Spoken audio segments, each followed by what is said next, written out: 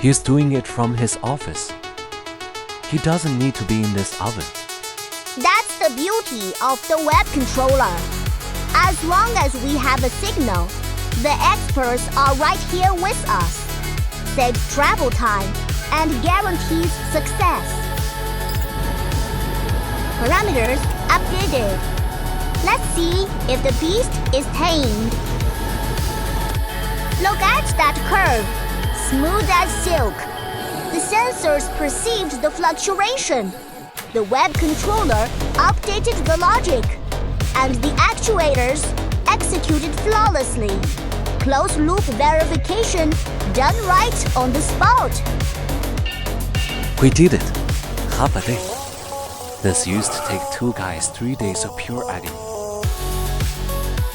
We didn't just fix it. Joe, ECOA saved all the historical curves from this tuning session. We now have the baseline for future energy analysis and predictive maintenance. We turn guessing the fault into letting the data speak.